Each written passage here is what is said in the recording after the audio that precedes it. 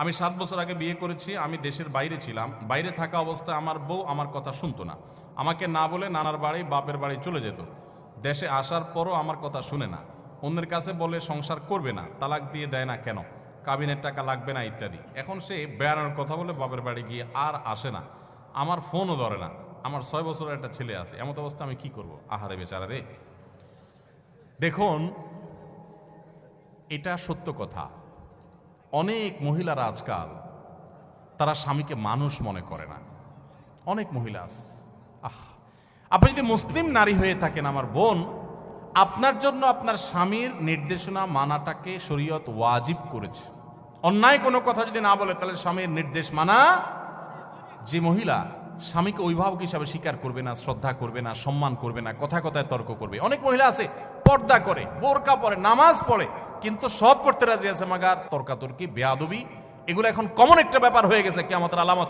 অনেক দিনদার, অনেক তাহাজ্জুদ গুজার মহিলা আছে, ভালো করে পর্দা করে মহিলা আছে, কিন্তু স্বামীর সাথে কথা কথা তর্ক, ঝগড়া, পাত্তা না দেওয়া, বেয়াদবি করা।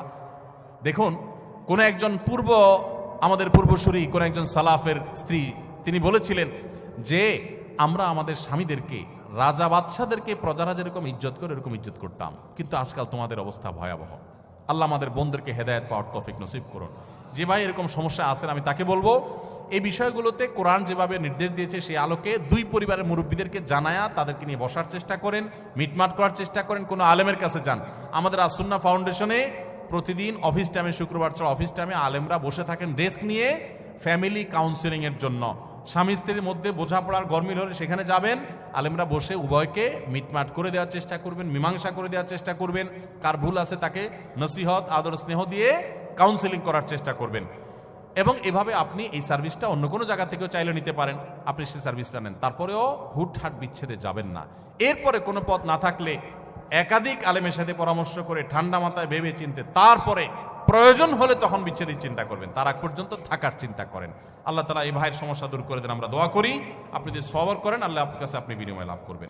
জনৈক আলোচক বলেছেন, বাবা মার দিকে নেক নজরে 100 বার তাকালে 100 কবুল হজের সওয়াব হয়। কথাটা কতটুকু সত্য জানতে চাই। বাবা মা, তাদের শ্রদ্ধা করা, তাদেরকে ভালোবাসা, এটা ইবাদত এবং নেক আমল। বাবা মাকে ভালোবাসলে আপনি সওয়াব পাবেন। হাদিসে আসছে, রিজাল রব্বির ফি রিদাল ওয়ালিদাইন ওয়া সাখাতুর রব্বি ফি সাখাতিল ওয়ালিদাইন।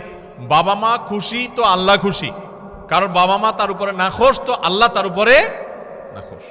এই জন্য বাবা মার প্রতি শ্রদ্ধা দেখাবেন। আল্লাহ বলেছেন যে ওয়াবিল ওয়ালিদাইনি ইহসানা, মা বাবার প্রতি সদাচরণ করবে। ভাইরা আমার, যারা বাবা মাকে না হারাইছেন তারা বুঝবেন না এটার মর্ম কি। যারা হারাই ফেলছেন তারা বুঝেন কি মর্ম। আমি প্রায় বোঝানোর চেষ্টা করি, বলার চেষ্টা করি, নিজের শরীরের চামড়া দিয়ে যদি বাবা মাকে জুতা বানায় দেন তবুও তাদের ঋণ শোধ করতে পারবেন না। বহু মানুষ ভালোবাসা দেখাবে আপনাকে, আপনি যেদিন বাবা হবেন সেদিন বুঝতে পারবেন যে বাবারা সন্তানদের জন্য কতটা ভালোবাসা তাদের বুকে ধারণ করে।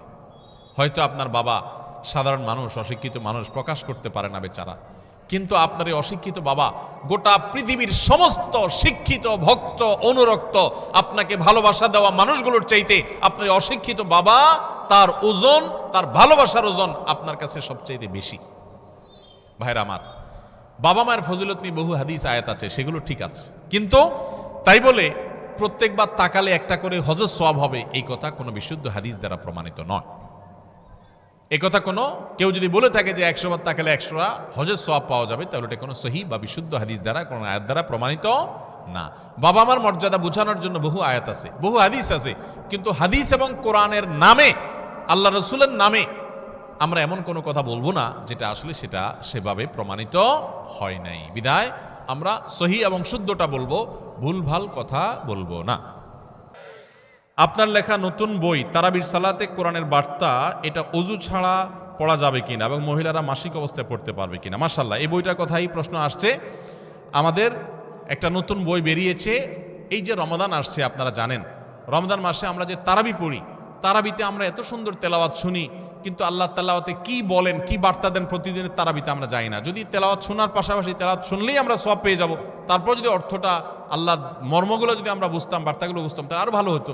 তো আমরা এই বইতে চেষ্টা করেছি প্রতিদিন যে পরিমাণ তেলাওয়াত হবে তারাবিতে, সারা দেশে প্রায় সব মসজিদে তারাবি একই নিয়মে হয় আমাদের দেশে, তো যে অংশ তেলাওয়াত হবে ওই অংশে আল্লাহ তাআলা কি কি আদেশ দিয়েছেন, কি কি নিষেধ আছে, কি কি দৃষ্টান্ত আছে, কি কি ইতিহাস আল্লাহ আলোচনা করেছেন, কি কি দোয়া আছে, কি কি শিক্ষা আছে, সেগুলোকে আমরা 4-5 পৃষ্ঠার মধ্যে সামারি করে দিয়েছি।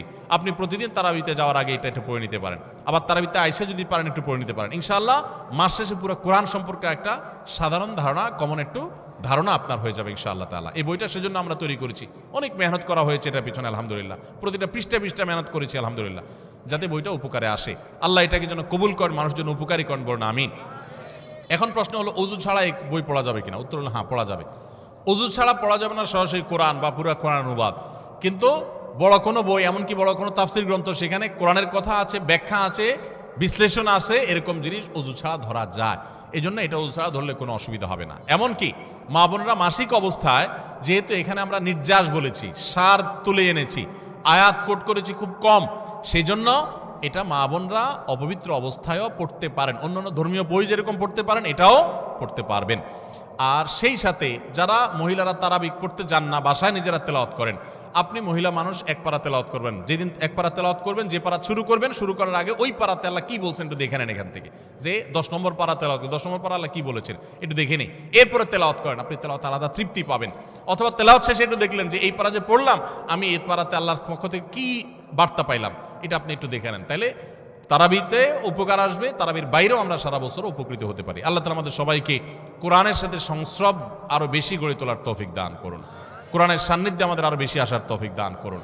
কোরআন বুঝতে হবে, কোরআন মানতে হবে, কোরআন আমল করতে হবে। তবে কোরআন বোঝার ক্ষেত্রে অবশ্যই আপনার এলাকার ইমাম সাহেব, খতিব সাহেব, কোনো আলেমের তত্ত্বাবধানে থেকে আপনি বোঝার চেষ্টা করবেন। আল্লাহ আমাদেরকে তৌফিক দান।